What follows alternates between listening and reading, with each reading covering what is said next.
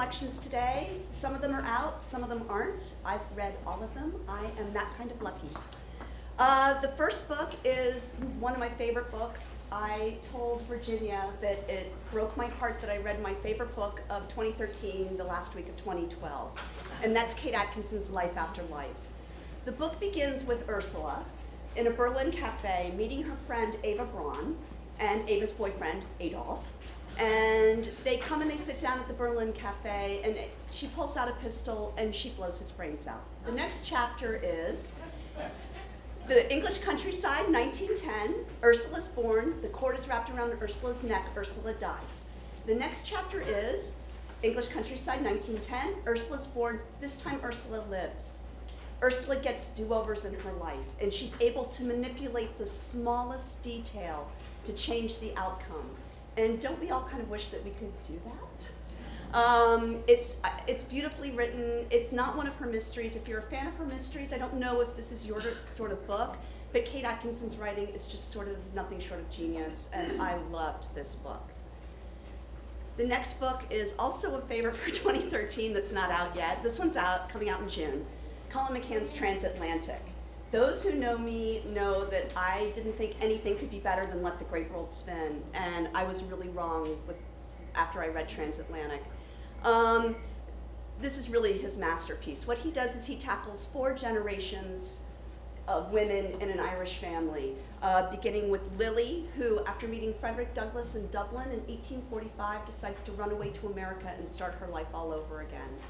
And it ends with her great-granddaughter Hannah trying to save her home in Northern Ireland. It goes through the Troubles. There is a paragraph about George Stevens brokering the peace, that if after Newtown you don't read that paragraph and you become as virulent anti-gun as I am, I can't help you as a human.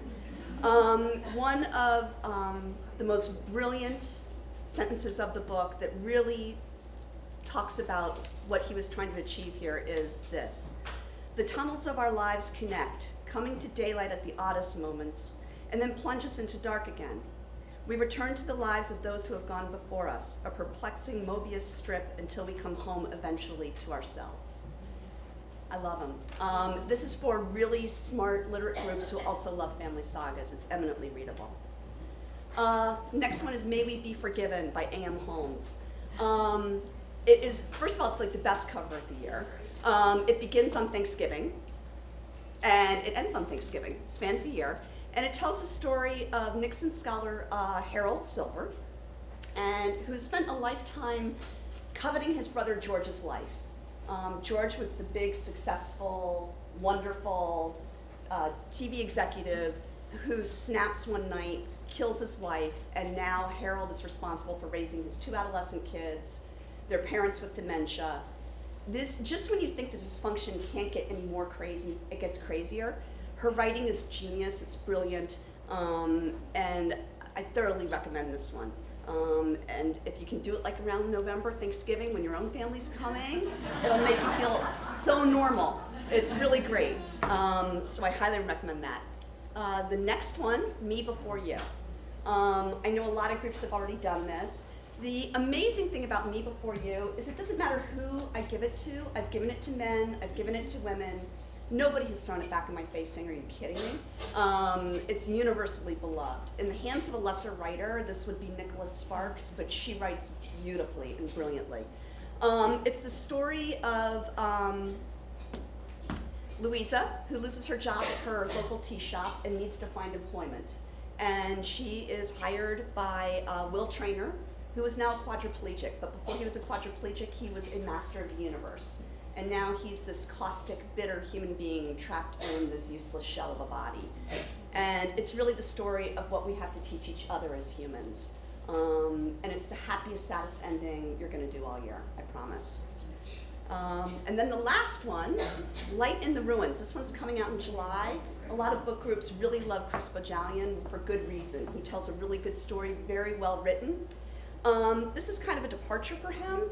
There's a serial killer on the loose in 1955 Florence, and he's targeting a specific family group. And what he's doing is he's killing them and he's cutting their hearts out and leaving them kind of all over Florence. So they'll find the corpse and the hearts will show up like on the Arno Bridge. It's very strange. And Serafina is the detective who's in charge of the investigation. And she's got some secrets of her own going on.